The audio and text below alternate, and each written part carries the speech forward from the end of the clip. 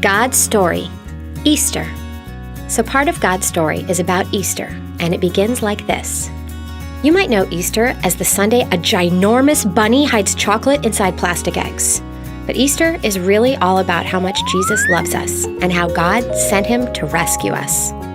Remember how the Jews, God's special family, were waiting for a king to come rescue them? Well, Jesus was the king, and this rescue was the whole reason he came to earth. God had already rescued the Jews once before, but this time it was going to include everyone. So one night, Jesus told his friends about the rescue. Exciting, right? But talking about this rescue was sad.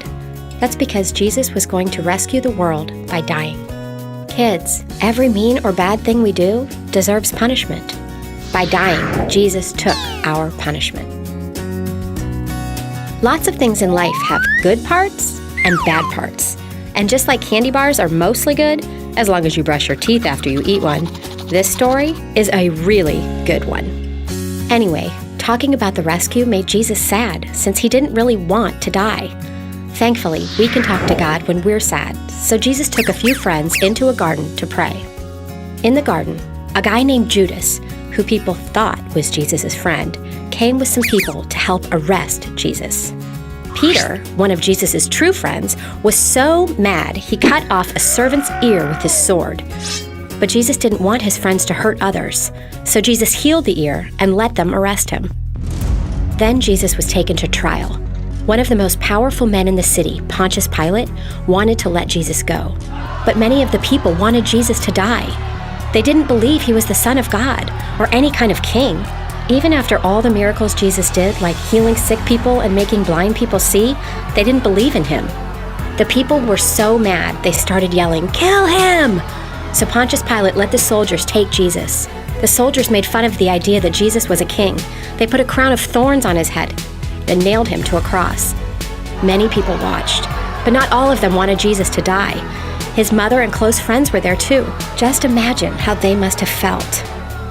Once Jesus was up on the cross, the sun stopped shining for 3 whole hours in the middle of the day. But those soldiers kept right on making fun of him. They said, "If you're really God's son, why don't you just call on some angels to save you?" Jesus could have called on angels to save him, but he loved us so much that he wanted to rescue us. So instead, he prayed to God, "Father, I place my life into your hands." At that moment, Jesus died.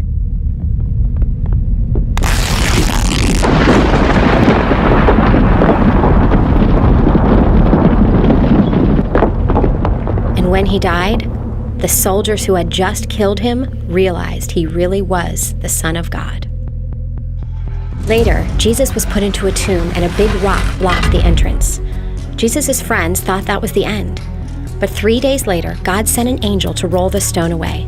Don't worry, Jesus could get out on his own. The angel moved the rock so everybody else could see the tomb was empty. Jesus' friends were the first to stop by the tomb. The angel said, "He has risen," which is another way of saying Jesus is alive.